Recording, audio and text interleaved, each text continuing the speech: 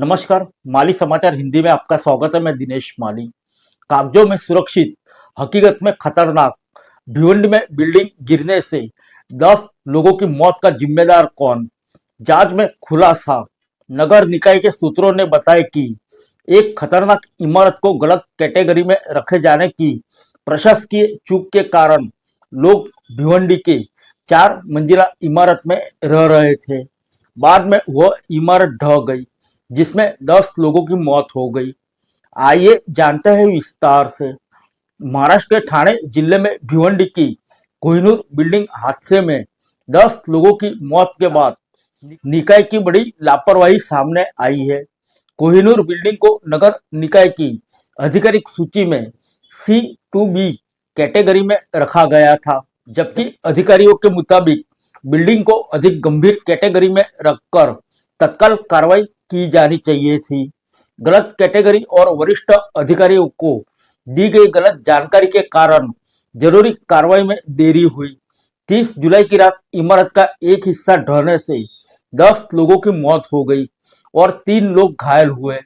अब BNC-MC ने भिवंडी की C1, C2A और C2B कैटेगरी वाली सभी इमारतों के दोबारा ऑडिट और कैटेगरी तय करने का आदेश दिया है। लापरवाही सामने आने पर संबंधित अधिकारियों के खिलाफ प्रशासकीय और आपराधिक लापरवाही सामने आने पर संबंधित अधिकारियों के खिलाफ प्रशासकीय और आपराधिक कार्रवाई की बात कही जा रही है। पुलिस ने इमारत के मालिक और एक ठेकेदार के खिलाफ FIR दर्ज की है। आइए जानते हैं भिवंडी के कोहिनूर बिल्डिंग का हादसा कैसे हुआ। महाराष्ट्र के ठाणे जिले के भिवंडी इलाके में बालाजी नगर में स्थित कोहिनूर बिल्डिंग का एक हिस्सा 30 जुलाई की रात ढह गया। 4 मंजिला इमारत की हर मंजिल पर 12 कमरे थे और पूरी इमारत में कुल 48 कमरे थे। हादसे में 10 लोगों की मौत हो गई, जबकि 3 लोग घायल हुए। 12 मई को जारी आधिकारिक सूची में सिविक वार्ड नंबर 4 में स्थित इस इमारत को C2B कैटेगरी में रखा गया था। C2B कैटेगरी का मतलब ऐसी इमारत से है जिसमें लोगों को बाहर निकाले बिना स्ट्रक्चर मरम्मत की जा सकती है। आइए जानते कौन कौन सी होती है कैटेगरी।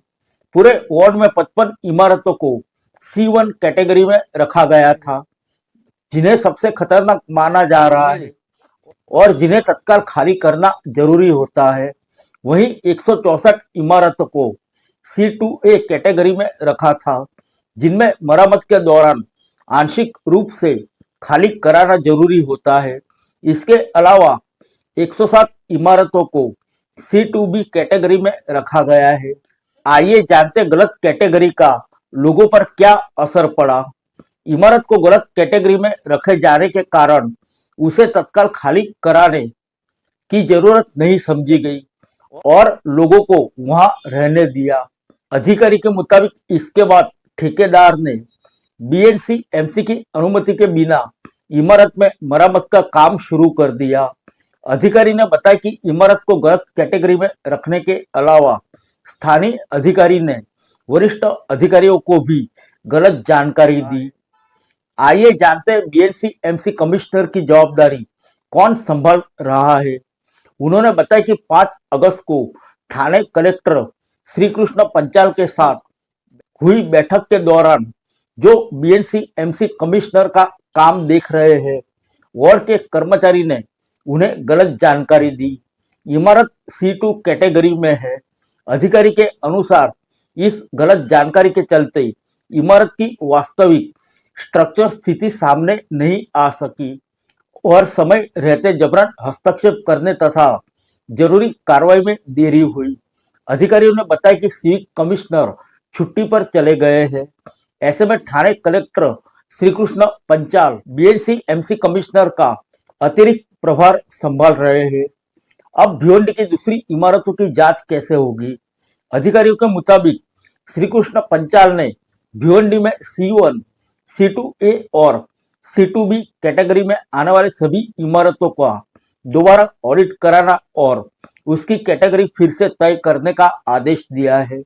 अधिकारी ने कहा कि जांच के दौरान जिन सिविक अधिकारियों की ओर से इमारत की गलत या लापरवाही भरी कैटेगरी की जानकारी दिए जाने की पुष्टि होगी, उनके खिलाफ सख्त कार्रवाई की जाएगी।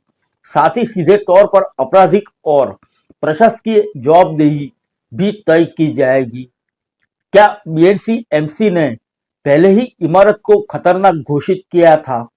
इमारत गिरने के बाद बीएनसी एमसी ने एक बयान जारी कर कहा था कि इमारत को खतरनाक माना गया था।